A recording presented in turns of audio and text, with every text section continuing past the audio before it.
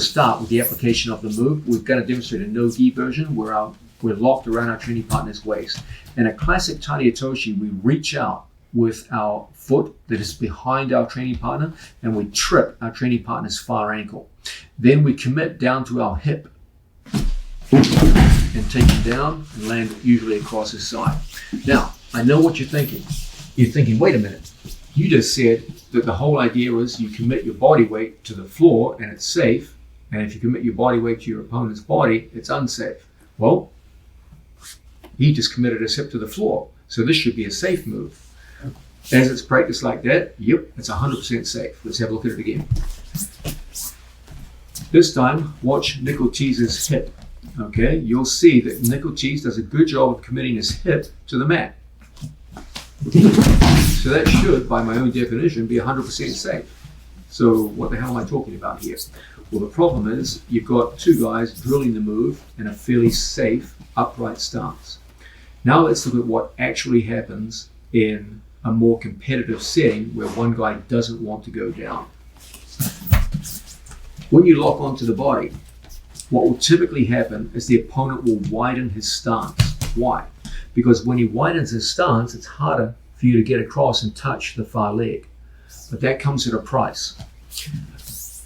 When Giancarlo widens his stance, this creates a situation where when you go to sit down, you're going to catch your opponent's knee. The knee bends forwards and backwards to a certain degree.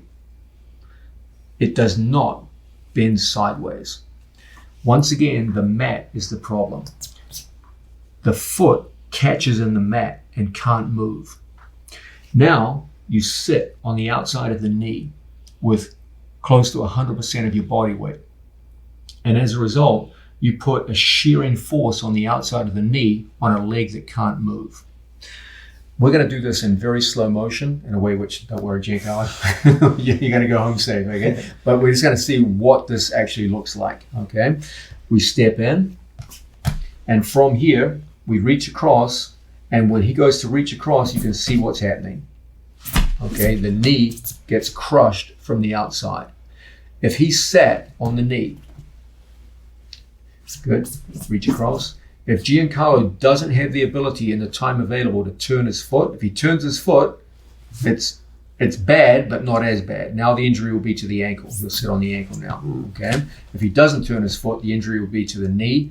And guys, when this injury happens, it's a bad one, okay? Almost always what happens is they go down, the knee rotates and breaks. When it breaks, it rotates. And then the guy sits on your ankle after that. So we get a break at the knee, then he sits down, lands on the outside of the ankle, and then the ankle turns and breaks. And so you typically see a combination of knee and ankle break together. I have seen over the years so many people badly hurt by the action of sitting on the knee that I banned Tani Otoshi again many years ago. And because Tani Otoshi is so commonly taught in the sport of jiu-jitsu, it's seen as almost like a foundational move, a standard form of takedown, that was causing so many injuries on so many occasions. Banning that was one of the best things I ever did in my coaching career. That took the numbers of people severely injured and in some cases catastrophically injured in my classes down dramatically, okay? So let's have a look one more time at the move itself. When our opponent stands in a normal stance, it's actually pretty safe. But when someone stands in a wide athletic stance, now this is where the problems start. Now you have to reach for the far foot and you end up sitting on the outside of the knee and causing a terrible combination injury first to the knee and then to the ankle, okay?